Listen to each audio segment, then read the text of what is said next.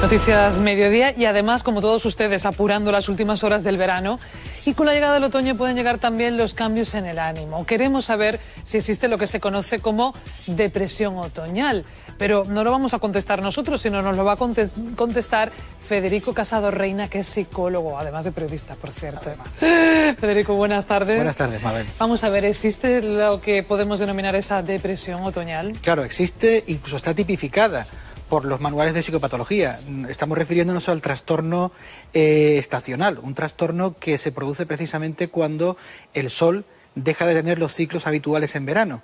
Al tener esos ciclos alterados, se altera la producción de vitamina D, con lo cual se altera la producción de serotonina y eso puede llegar a acarrear pues algún tipo de trastorno emocional. O sea, existir existe, pero ahora queremos ver los datos. Sí. Juan Carlos, que es lo que nos gusta siempre. Bueno, lo que está claro, Mabel, Federico, lo acaba de adelantar Federico, que la luz afecta a nuestras vidas en esta época del año. Bueno, pues entramos en unos días que son mucho más cortos. El primer consejo para levantar el ánimo es prolongar esa exposición al sol. Aprovechar las horas que tenemos. Aunque los días sean más cortos, conviene hacer tareas en horas de luz solar o practicar deporte al aire libre. Bueno, pues también es importante establecer un horario para el sueño, dormir las horas necesarias, intentando mantener un horario regular durante toda la semana. Lo que pasa es que cuando no descansamos correctamente, pues se resiente no solamente, bueno, pues estamos más cansados, sino también se resiente nuestro estado de ánimo. Y algo muy importante también, comer de forma saludable. Conviene que los alimentos sean ricos y variados, que aporten hierro y sustancias con vitamina C y B, y esto va a mejorar nuestro ánimo. Y también debemos evitar las dietas ricas en azúcares, que son poco saludables. Pero de todo esto seguro que Federico sabe mucho más que nosotros. Sí, aquí, así que vente conmigo para acá, porque, bueno, ya vemos que son consejos básicos en realidad para una vida sana, una vida saludable. Me pregunto, Federico, si ¿cuáles serían los síntomas principales? Algunos los ha citado antes, de esa depresión otoñal. Bueno, sucede que al alterarse la producción de melatonina, que esto sucede pues precisamente cuando falta la luz solar, nuestro cuerpo está preparado para regular lo que se llaman los ritmos circadianos, que son los ritmos del sueño, ¿no? Como muy bien ha dicho Juan Carlos, es importantísimo mantener un horario estricto con respecto al sueño, porque al tener una producción de melatonina mayor por haber menos número de horas solares, pues lógicamente tendemos a estar más tranquilos, más relajados, y eso puede llegar a ocasionar precisamente eso, ¿no? Esa depresión que ya te digo que está tipificada desde hace ya 20 años, ¿no? Norman Rosenthal de la Universidad de Georgetown ya hizo estudios con respecto a eso y dijo que efectivamente la producción de la vitamina D era fundamental para ese síndrome que también... Una pregunta, sí. ¿Ocurre solo en otoño o siempre en los cambios de estación? Hay otra prevalencia dentro de esta patología que sucede en primavera, ¿no?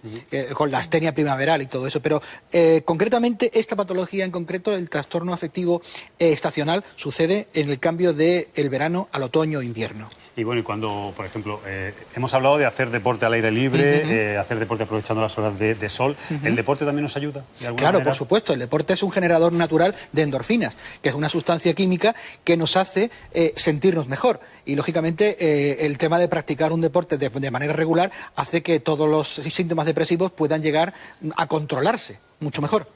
Fede, ¿le ocurre a todo, o sea, le puede ocurrir a todo el mundo, en todas las edades? Normalmente hay una serie de grupos de riesgo, ¿no? De mayor riesgo, pues por ejemplo las personas que viven a un determinado distancia del Ecuador, personas que viven en países donde los cambios del verano al invierno son muy grandes y el cambio de estación es muy grande, por ejemplo los países nórdicos, Noruega, Finlandia, Suecia, pues sí acusan mucho. Imagínate lo que es tener durante una época del año una hora de día y 23 de noche, o al revés, una hora de noche y 23 de día. Claro, eso pues llega un momento que es tremendo, ¿no? Es tremendo, ¿no? Bueno, Fede, ¿y qué...?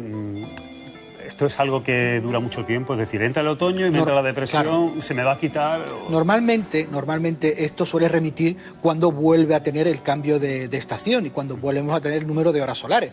Lógicamente, antes Mabel me preguntaba si toda la población, pues se calcula que aproximadamente entre un 5 y un 10% de la población tiene este tipo de trastornos, que aunque están tipificados, ya digo, se pueden controlar bastante bien.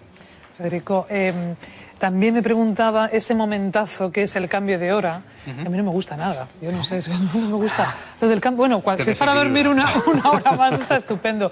Pero realmente hay también, lo que ha dicho Juan Carlos, se produce un desequilibrio. Claro, es un desequilibrio además... Que también contribuye precisamente por en esta supuesto, estación. sobre todo porque no es natural. O sea, nosotros no deberíamos tener ese cambio de hora, porque de manera natural deberíamos tener horario, por ejemplo, de Portugal, ¿no? Y no lo tenemos así. Tenemos el horario de Londres, cuando el meridiano de Greenwich no es así. Por motivos políticos se cambió la hora al mismo ciclo que Alemania y da la casualidad que nuestro horario natural no es ese. Con lo cual acrecentamos todavía más este síndrome, ¿no?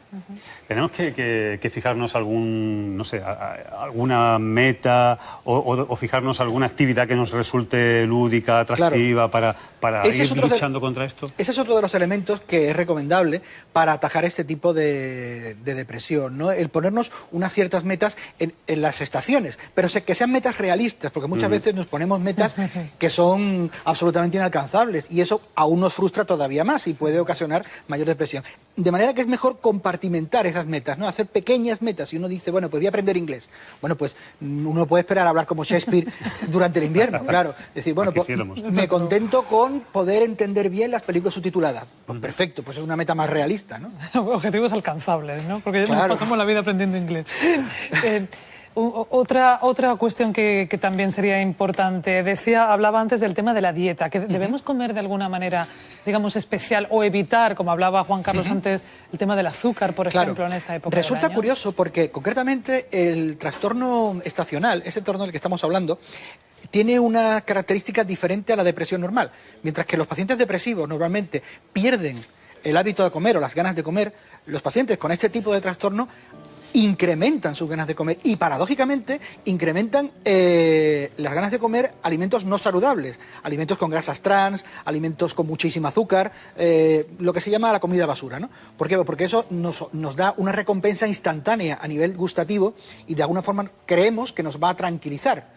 Y precisamente lo que hay que hacer, como muy bien ha dicho Juan Carlos, es intentar mantener una dieta saludable para intentar controlar pues esa frustración que nos puede ya ocasionar no solamente eso, sino incrementar el peso, porque si encima por el problema que tenemos engordamos, pues ya es el remate. Depresión total. Claro. Bueno, yo no sé si con esto no te voy a pedir que violes el secreto profesional ni mucho menos, pero llegan a tu consulta gente que piensa que tiene una depresión, y luego lo que pasa es que sencillamente hemos cambiado de estación. ¿O no es tan habitual esto? No, no es tan habitual. No es tan habitual. El porcentaje de pacientes con este tipo de patología no es tan habitual. Como ya he dicho, entre un 5 y un 10% y normalmente suelen atajarse de manera más natural, ¿no? Bueno, nos tranquiliza, desde luego, Federico Casado Reina. Gracias por haber estado con nosotros aquí en Noticias Mediodía. Gracias a vosotros. Muchas gracias. Bueno, haremos caso de los consejos.